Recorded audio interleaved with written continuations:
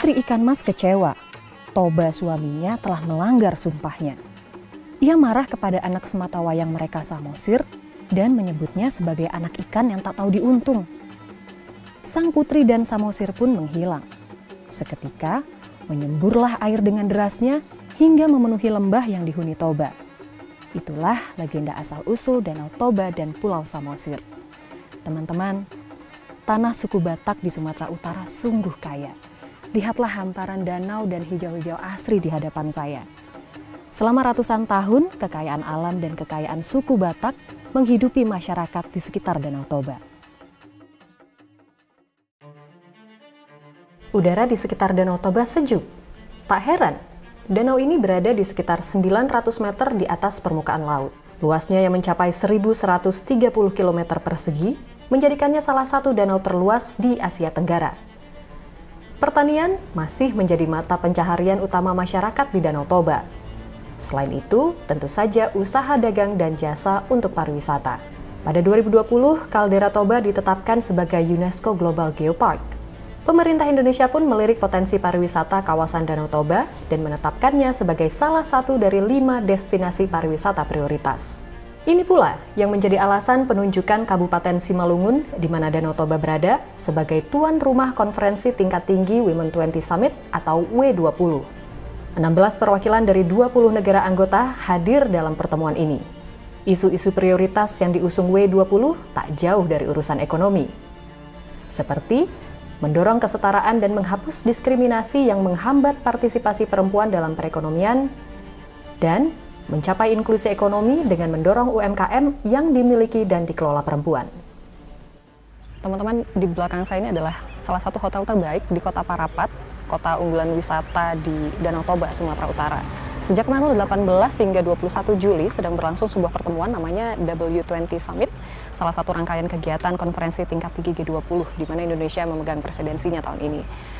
Salah satu agenda yang diangkat adalah, saya lihat catatan dulu, mengatasi kerentanan untuk meningkatkan ketahanan dengan fokus pada perempuan penyandang disabilitas dan perempuan pedesaan. Nah, benarkah konferensi-konferensi ini menyentuh isu atau hal yang benar-benar dialami oleh perempuan pedesaan atau perempuan adat yang ada di Sumatera Utara? Ikuti perjalanan saya.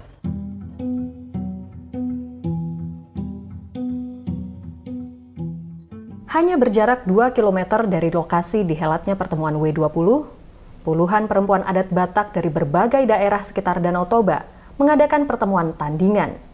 Saat para perempuan pejabat perwakilan negara W20 bicara tentang ekonomi dan perempuan pedesaan entah dengan atau tanpa keterwakilan perempuan pedesaan langsung, para perempuan asli Batak ini mengadakan forum yang mereka namai Ina Summit, dari kata Ina yang artinya ibu dalam bahasa Batak.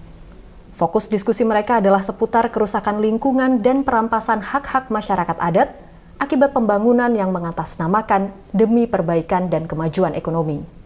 Bedanya dengan W20, ibu-ibu di Ina Summit membicarakan masalah perempuan adat yang mereka alami langsung selama beberapa tahun terakhir.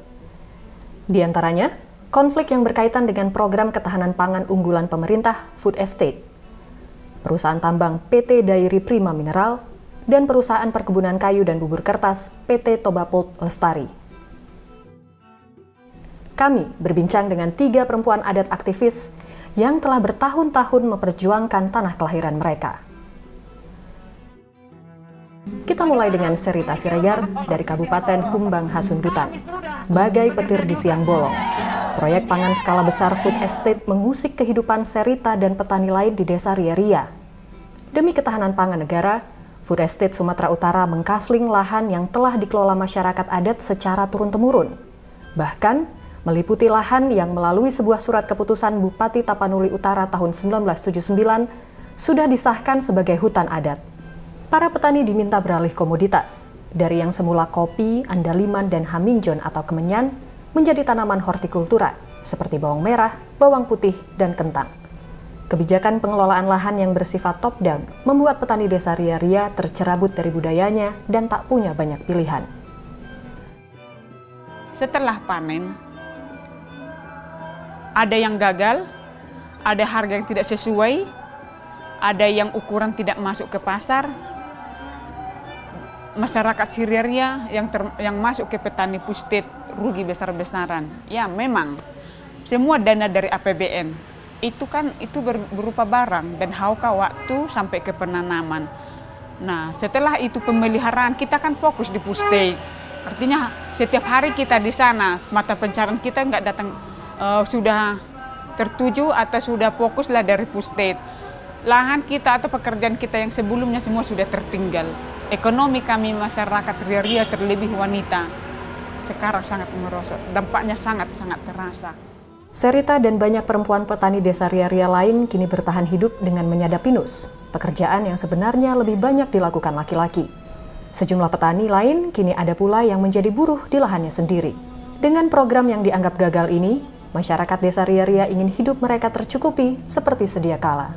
Kembalikanlah tanah kami, cabutlah izinnya biar kami kelola.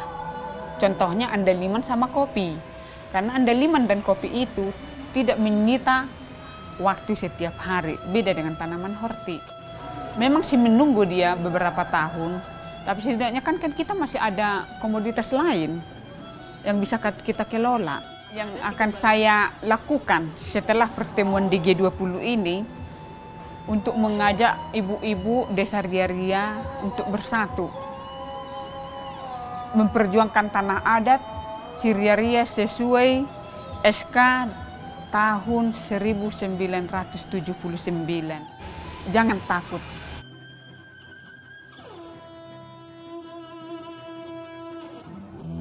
Salah satu sisi utara Danau Toba berbatasan langsung dengan Kabupaten Dairi. Hotlan Sitorus bercerita, yang warga Dairi ketahui, nun jauh di bawah permukaan tanah di mana desa-desa mereka berada, terdapat sesar aktif. Itu saja sudah cukup membuat mereka waspada apabila suatu saat terjadi gempa bumi. Situasi menjadi mencemaskan ketika PT Dairi Prima Mineral atau DPM mengkafling lahan untuk memulai aktivitas pertambangan. Jika ada tambang, sumber air yang selama ini menghidupi kebun warga akan terganggu dan mengancam perekonomian masyarakat Dairi. Limbah yang mencemari air, tanah, dan udara akan menimbulkan risiko kesehatan bagi mereka. Kini, warga bahkan tak hanya berkonflik dengan pihak perusahaan maupun aparat penegak hukum yang bersikeras melanjutkan persiapan aktivitas menambang. Mereka juga bersitegang dengan para tetangga yang tak keberatan dengan keberadaan DPM di sana. Kehidupan masyarakat Dairi yang semula damai dan harmonis, kini menjadi dingin dan penuh curiga.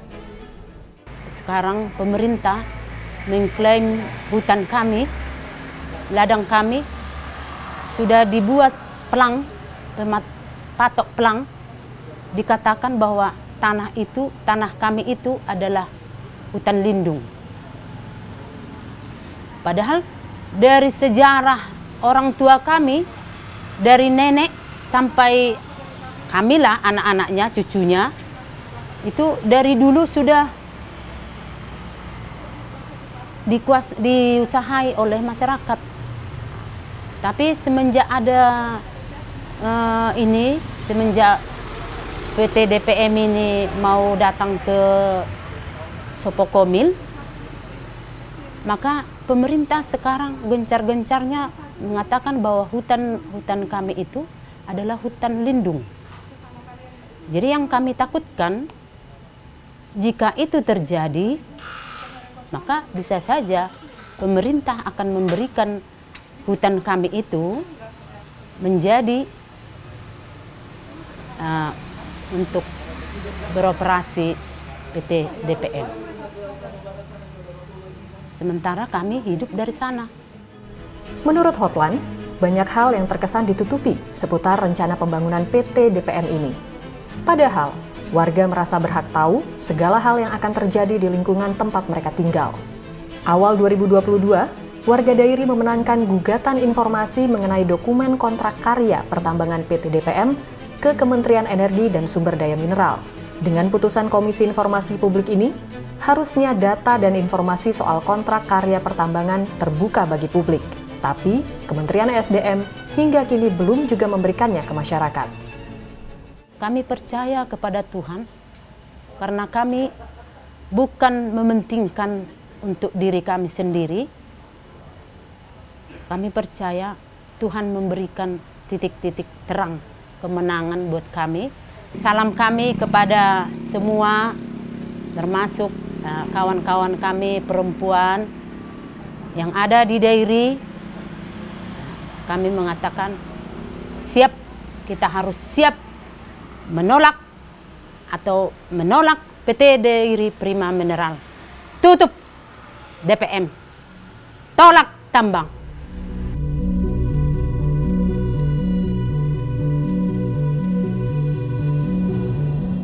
Pagi itu, Rabu 20 Juli 2022, para inang peserta INA Summit membentangkan spanduk-spanduk menyuarakan isi hati mereka di Danau Toba. Di antara mereka adalah Eva Junita Lumban Gaol. Hutan adat di tanah kelahirannya di Humbang Hasundutan telah perlahan menyusut karena dikafling sebagai lahan konsesi oleh PT Toba Pulp Lestari atau TPL. Hutan yang semula dipenuhi pohon-pohon kemenyan atau yang mereka sebut dengan tombak haminjon, kini berubah menjadi kebun pohon eukaliptus. Pepohonan eukaliptus tersebut juga menyedot sumber air di desa Pargamanan Bintang Maria, sehingga sawah dan kebun mereka menjadi kering.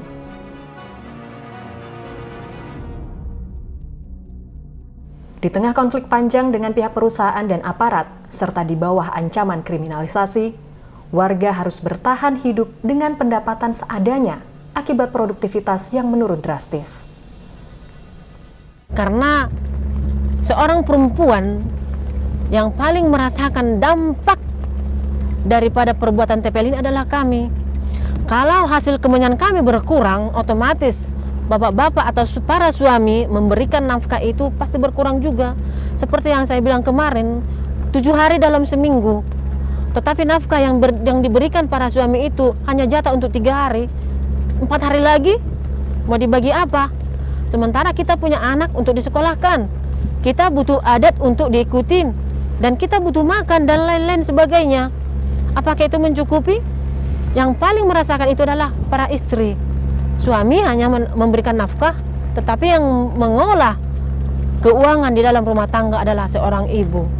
Jadi kami para ibu-ibu, para kaum perempuan yang ada di masyarakat adat Pargamanan Bintang Maria selalu menjadi garda di depan untuk memperjuangkan tanah adat, wilayah adat kami itu. Pada Oktober 2021, Presiden Joko Widodo memverifikasi 18 wilayah adat yang tumpang tindih dengan konsesi TPL. Presiden membagikan SK hutan adat kepada warga pada awal 2022. Namun sayangnya, Pargamanan Bintang Maria tidak termasuk. Maka pada aksi ini, Eva melantangkan suaranya agar lebih didengar, demi masa depan generasi penerus desanya agar tetap sejahtera hidup di sekitar Danau Toba.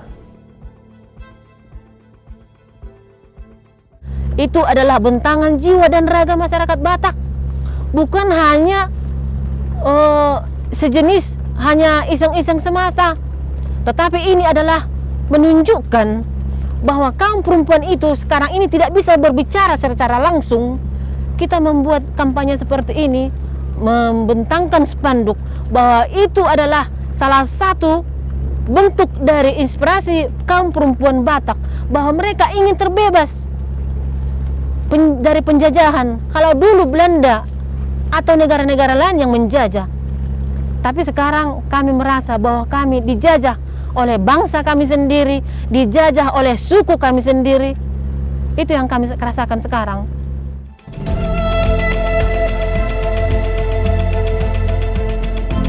Pagi ini puluhan inang luar biasa dari berbagai daerah di Sumatera Utara berkumpul di Danau Toba sejak subuh.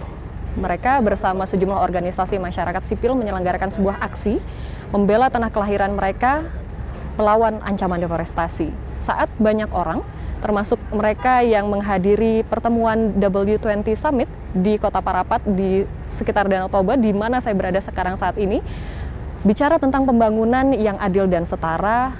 Para perempuan adat ini merasa suara mereka layak untuk lebih didengar. Betapa penting menjaga hutan dan hak-hak masyarakat adat dari ancaman deforestasi dan eksploitasi lahan. North Sumatra Women Against Deforestation.